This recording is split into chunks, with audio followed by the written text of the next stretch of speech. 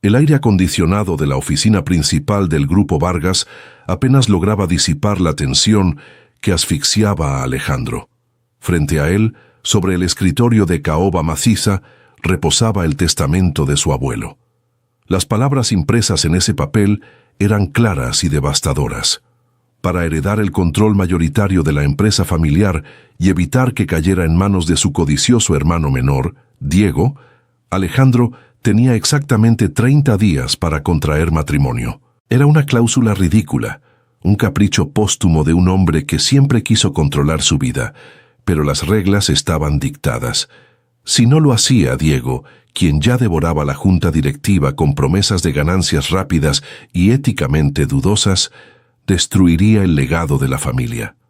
Alejandro necesitaba una solución rápida y discreta, una esposa por contrato, alguien que no hiciera preguntas, que aceptara un pago generoso y desapareciera cuando el plazo legal terminara. Con esa idea fría y calculadora en mente, salió de su torre de cristal y se dirigió a una pequeña clínica comunitaria en los suburbios de la Ciudad de México, un terreno que su empresa planeaba demoler para construir un centro comercial. Quería inspeccionar el lugar antes de enviar las máquinas. Fue allí donde la vio por primera vez.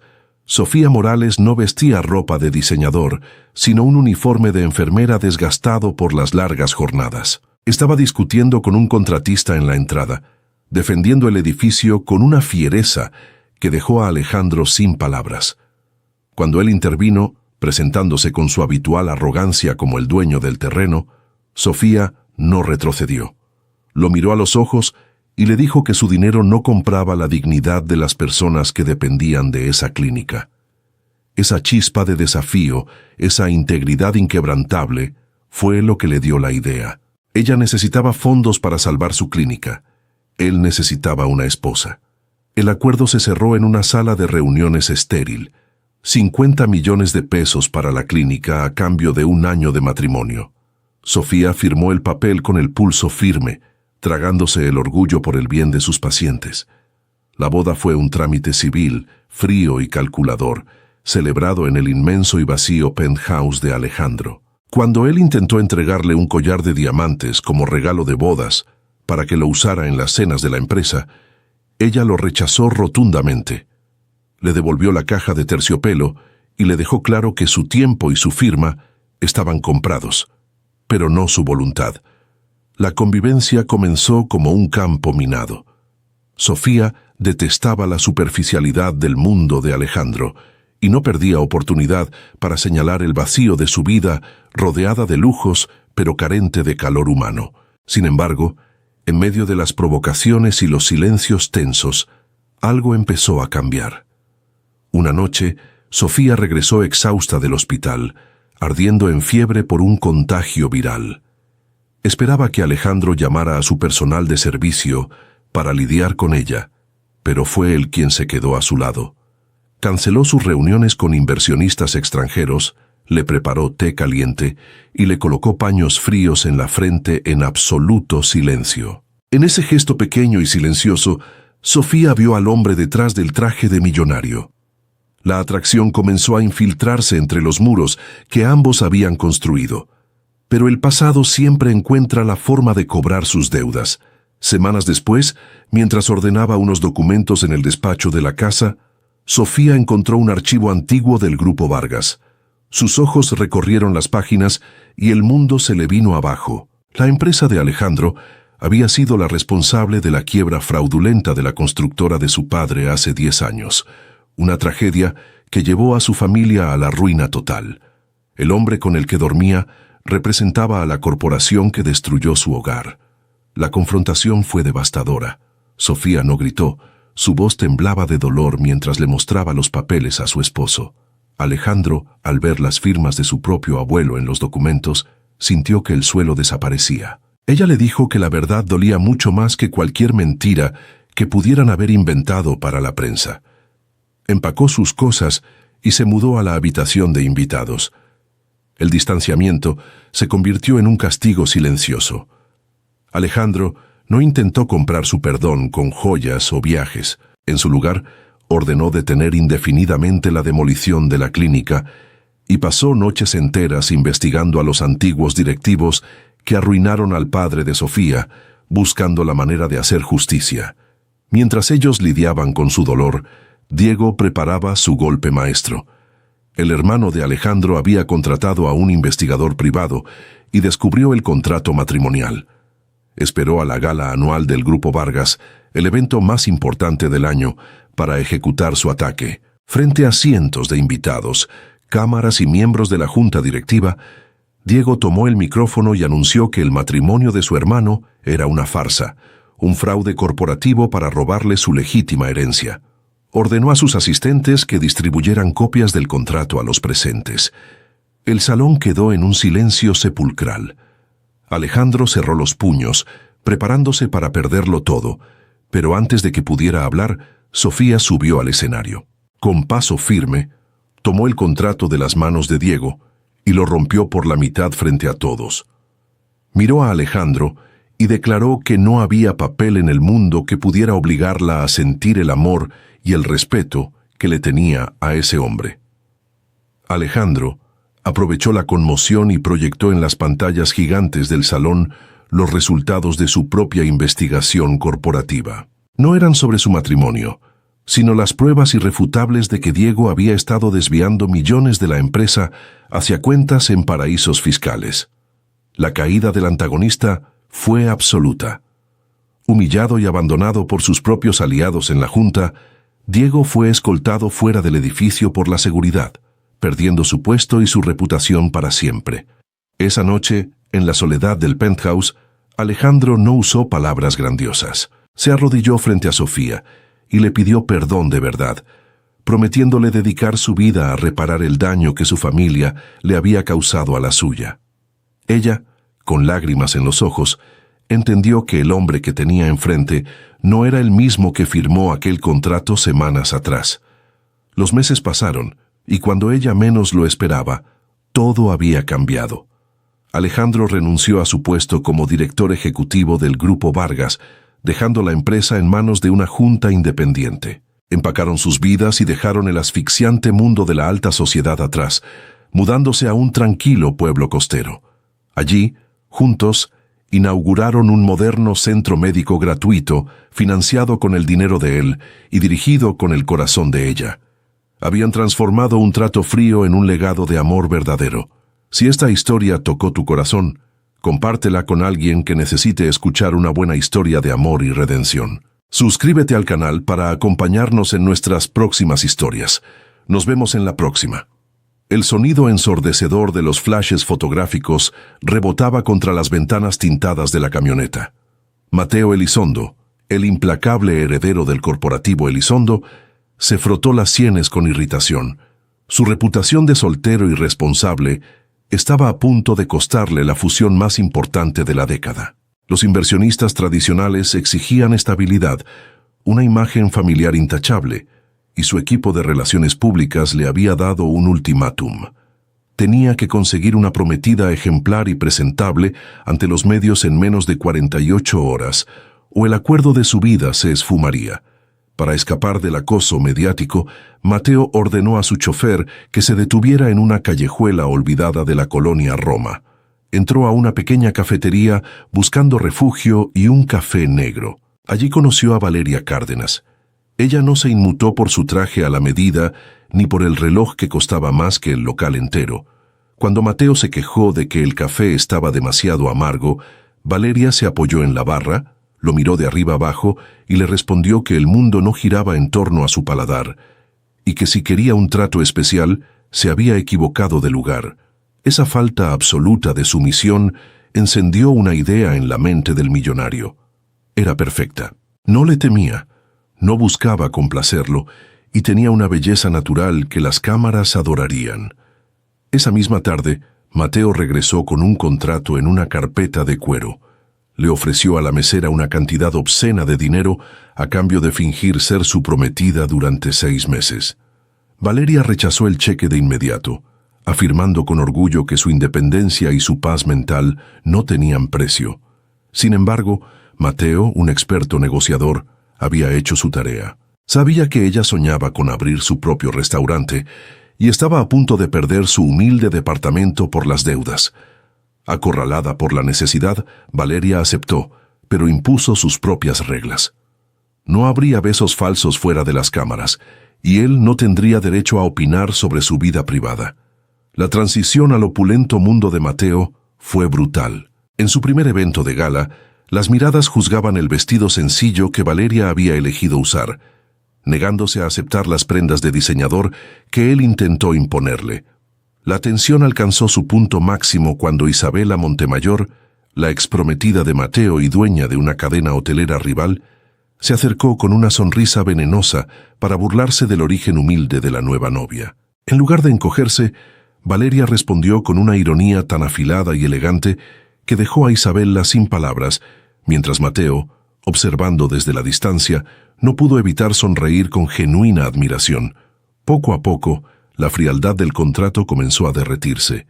Una noche, Valeria se quedó dormida en el sofá de la biblioteca de Mateo mientras leía. Él, en lugar de despertarla, la cubrió suavemente con una manta y se quedó observando su rostro tranquilo, dándose cuenta de que su gigantesca mansión por fin se sentía como un hogar. Pero la fachada perfecta se desmoronó una tarde lluviosa. Mateo llegó temprano a casa y encontró a Valeria revisando los complejos informes financieros de la fusión del corporativo Elizondo. Cuando le exigió una explicación, la verdad salió a la luz. Ella no era una simple mesera. Era la última heredera de la familia Cárdenas, una dinastía empresarial que había sido destruida por las traiciones del mismo círculo social al que pertenecía Mateo. Valeria había renunciado a su fortuna y a su apellido para escapar de la toxicidad y la corrupción, eligiendo una vida de carencias antes que vender su alma. Sintiéndose engañado, el orgullo de Mateo tomó el control. El distanciamiento fue inmediato y helado. Se ignoraban en los pasillos y fingían sonrisas dolorosas frente a los periodistas. Sin embargo, el castigo silencioso atormentaba más a Mateo que a ella. Sabía que la había juzgado injustamente. Para intentar redimirse, no le compró joyas ni le ofreció más dinero. Un día, Valeria encontró sobre la mesa de la cocina las llaves de un local comercial en la mejor zona de la ciudad, junto con los papeles de propiedad a su nombre y una nota escrita a mano que decía que el mundo necesitaba su talento, no sus secretos. Fue un gesto silencioso de cuidado que rompió las barreras del enojo. Desafortunadamente, Isabela también había estado investigando. Descubrió el pasado de los Cárdenas y armó un plan despiadado. Su intención era filtrar a la prensa la verdadera identidad de Valeria, acusándola de ser una cazafortunas infiltrada para sabotear la fusión de Mateo y vengarse de la élite. Isabela citó a Valeria en privado antes del gran anuncio de la fusión, amenazándola con arruinarla a ella y a Mateo si no desaparecía esa misma noche. Lo que Isabela no sabía era que Valeria había dejado de huir de su pasado. Durante la cena de gala, justo cuando Isabela se preparaba para tomar el micrófono y exponer su veneno ante los inversionistas, el sonido del salón fue reemplazado repentinamente por una grabación nítida. Era la voz de Isabela, amenazando a Valeria y confesando cómo ella misma había alterado los reportes de su propia cadena hotelera para engañar a los socios. Valeria había grabado la confrontación privada con su teléfono. La caída de la antagonista fue un espectáculo público. Humillada, tartamudeando excusas que nadie quiso escuchar, Isabela fue ignorada por los mismos inversionistas que pretendía manipular, perdiendo toda credibilidad y siendo escoltada a la salida de forma humillante. En el silencio que siguió, Mateo tomó la mano de Valeria frente a todos los presentes. Ya no había cámaras que importar, ni contratos que cumplir.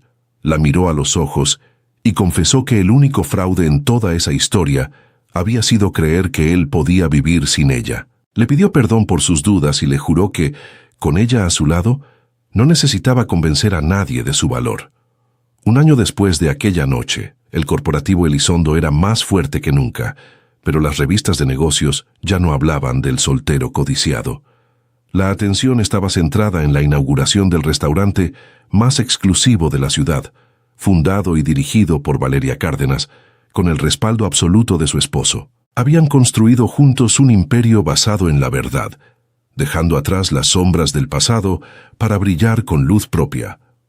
Si esta historia te emocionó, compártela con alguien que necesite recordar que el verdadero valor no se mide en cuentas bancarias, sino en la valentía de ser uno mismo. Suscríbete al canal para no perderte nuestras próximas historias de amor y superación. Nos vemos en la próxima. El ambiente en la oficina principal de Logística Montero era insoportable. Santiago Montero escuchaba las exigencias de su padre, don Arturo, un hombre clasista y controlador que manejaba la empresa familiar con mano de hierro. La condición era innegociable. Si Santiago quería asumir la presidencia definitiva y evitar que su padre vendiera las acciones mayoritarias a un conglomerado extranjero, debía casarse en menos de un mes. Don Arturo exigía una nuera manejable, alguien que sirviera como adorno para calmar a los socios tradicionales. Santiago, furioso por la extorsión emocional, decidió jugar bajo sus propias reglas. No buscaría a una heredera caprichosa, sino a alguien a quien pudiera controlar. Su mirada recayó en Lucía Navarro, su nueva asistente personal. Durante las últimas semanas, Santiago la había tratado con desdén, menospreciando su trabajo y exigiéndole horarios inhumanos. Lucía parecía callada, sumisa, siempre oculta detrás de sus gruesos lentes y libretas de notas. Era la candidata perfecta para un matrimonio por contrato. La mandó llamar a su despacho y con su habitual arrogancia le ofreció saldar todas las deudas de su familia a cambio de un anillo en su dedo durante un año. Para su sorpresa, Lucía no se encogió. Levantó la barbilla, lo miró fijamente y le dijo que aceptaba, pero que él no era dueño de su voluntad ni de su dignidad. Esa pequeña muestra de fuego lo descolocó por completo. La ceremonia fue un trámite gélido y calculador, celebrado en el registro civil sin más testigos que los abogados de la empresa. Al llegar a la inmensa mansión de los Montero, Lucía dejó claro su límite.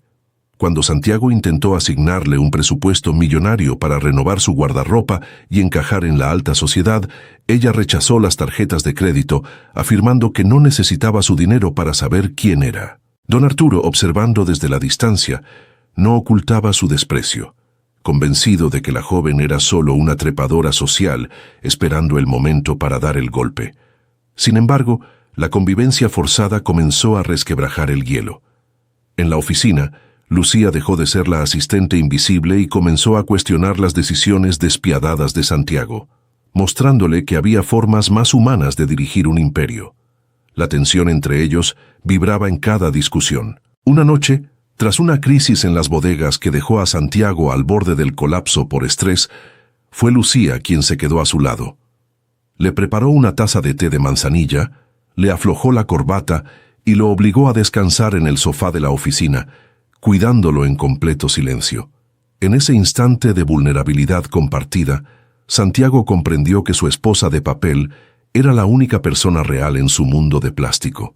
Pero la confianza es frágil. Una tarde, al regresar inesperadamente a casa, Santiago encontró a Lucía frente a su caja fuerte abierta. Sus manos sostenían documentos confidenciales sobre las finanzas ocultas de la empresa. La confrontación fue explosiva. Acorralada, Lucía confesó la verdad. Ella no era una simple asistente. Llevaba meses infiltrada en Logística Montero para reunir pruebas de una red de corrupción y lavado de dinero orquestada por don Arturo. Su objetivo siempre había sido destruir al hombre que había arruinado a decenas de pequeños empresarios, incluyendo a su propia familia. El impacto de la traición golpeó a Santiago en lo más profundo. El distanciamiento se instaló entre ellos como un muro de concreto. Se hablaban solo lo necesario, con palabras cortantes y miradas esquivas. Sin embargo, Santiago no la delató. En su interior, sabía que las acusaciones de Lucía tenían sentido. En un gesto silencioso de lealtad, comenzó a dejar el café favorito de Lucía sobre su escritorio cada mañana, sin tarjetas ni explicaciones, cancelando además las reuniones con los socios corruptos de su padre. Estaba eligiendo un bando. Don Arturo no tardó en descubrir lo que estaba pasando. A través del abogado corrupto de la familia, se enteró de la investigación de Lucía. Furioso, amenazó a su hijo. Le advirtió que si no destruía las pruebas y echaba a Lucía a la calle de inmediato, incriminaría al propio Santiago en los fraudes, enviándolo a prisión y arruinando su vida para siempre. Los protagonistas se dieron cuenta de que la única forma de sobrevivir a la furia del patriarca era uniendo fuerzas. El desenlace ocurrió durante la asamblea anual de accionistas. Don Arturo tomó la palabra para anunciar la expulsión de Santiago y la inminente demanda contra Lucía por espionaje corporativo. Pero antes de que pudiera firmar las actas, las puertas del salón de cristal se abrieron. Santiago y Lucía entraron juntos, seguidos por un equipo de auditores externos y autoridades fiscales. Frente a la mirada atónita de los socios, entregaron públicamente un extenso y detallado dossier que probaba cada desvío de fondos y cada soborno firmado por don Arturo. La caída del patriarca fue inmediata. Agentes de la policía procedieron a leerle sus derechos, esposándolo frente a las cámaras de la prensa financiera que él mismo había invitado. Cuando el salón por fin quedó vacío, Santiago buscó la mirada de Lucía. Sin el peso de las mentiras, se acercó a ella y le ofreció una disculpa sincera y profunda. Le confesó que admiraba su valentía y que se había enamorado de la mujer dispuesta a arriesgarlo todo por hacer lo correcto. Le pidió una oportunidad para empezar de cero, esta vez sin contratos de por medio. Los meses pasaron y la ciudad fue testigo de un cambio histórico. En una emotiva ceremonia pública, Santiago Montero asumió la presidencia oficial de la empresa, pidiendo perdón a todas las familias afectadas por la gestión de su padre y anunciando un fondo de compensación multimillonario. A su lado, sosteniendo su mano, estaba Lucía, no como una asistente ni como una esposa comprada, sino como su socia y compañera de vida. Si esta historia tocó tu corazón, compártela con alguien que necesite escuchar una buena historia de amor. Suscríbete al canal para acompañarnos en nuestras próximas historias. Nos vemos en la próxima. Las tres historias que acabamos de explorar comparten un hilo conductor fascinante que va mucho más allá del típico drama corporativo y que nuestro infográfico detalla a la perfección como un viaje de transformación humana. Todo comienza con un punto de partida ineludible marcado por el contrato. Vemos a hombres de poder como Alejandro Mateo y Santiago acorralados por fuertes presiones corporativas, ya sea un testamento opresivo, la urgencia de limpiar una imagen pública para amarrar una fusión millonaria o el chantaje directo de un padre controlador. En su desesperación y arrogancia ven el matrimonio como una simple transacción comercial, asumiendo que con dinero baila el perro y que todo lo pueden comprar. Es ahí donde entran nuestras heroínas Sofía, Valeria y Lucía, representando la otra cara de la moneda. Ellas enfrentan necesidades apremiantes como salvar una clínica comunitaria, evitar caer en la calle o hacer justicia por sus familias arruinadas, pero comparten una característica inquebrantable que es su dignidad. El análisis ilustra este choque de mundos como la colisión directa entre la superficialidad de las altas esferas y los valores morales bien plantados. Al principio la dinámica es un verdadero campo minado donde el hombre rico asume que su chequera le da el control total sobre la situación, mientras que la mujer trabajadora deja claro que no se va a dejar pisotear ni se va a convertir en un simple adorno de aparador para complacer a la alta sociedad. Sin embargo, la convivencia diaria sirve como el catalizador perfecto para la evolución emocional que marca la siguiente fase de nuestra historia. A través de la cercanía constante, las barreras de hielo comienzan a derretirse. No son los lujos extravagantes ni los collares de diamantes los que encienden la chispa del amor genuino, sino los pequeños gestos silenciosos que demuestran empatía. Lo notamos claramente cuando Alejandro decide cuidar a Sofía enferma en la madrugada, cancelando sus juntas. Cuando Mateo arropa a Valeria con una cobija mientras ella se queda dormida leyendo, o cuando Santiago atiende a Lucía con un té tras un día pesadísimo en la oficina. En esos instantes de pura humanidad, ambos se quitan las armaduras corporativas y los prejuicios de clase para verse realmente. Pero el pasado siempre pasa factura y llegamos a la etapa más oscura, que es el conflicto y la redención. Los secretos estallan y descubrimos que las empresas de estos magnates fueron en realidad las responsables directas de la ruina y el dolor de las protagonistas. Es un punto de quiebre absoluto donde el hombre debe elegir entre solapar un imperio manchado de corrupción o fajarse los pantalones y hacer lo correcto.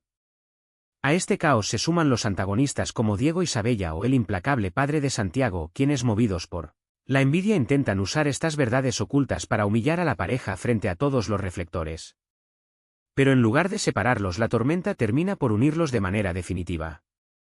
Ellas defienden a capa y espada el honor de los hombres que han aprendido a amar de verdad, y ellos utilizan todos sus recursos e intelecto para destapar la cloaca de corrupción de los villanos, destruyendo su falso prestigio en público. Todo este viaje culmina en la creación de un nuevo legado. El amor actúa aquí como una fuerza redentora gigantesca, haciendo que los protagonistas masculinos renuncien a la toxicidad de su entorno para reformar sus vidas por completo. Entienden a la mala que el éxito real no está en la bolsa de valores ni en complacer a una junta directiva, sino en usar su posición privilegiada para hacer el bien, ya sea abriendo clínicas gratuitas, apoyando negocios honestos o compensando económicamente a las víctimas del pasado. Juntos logran transformar un pacto frío y calculador en una vida cimentada en la justicia y el respeto mutuo, comprobando de una vez por todas que la integridad de una persona nunca estará a la venta.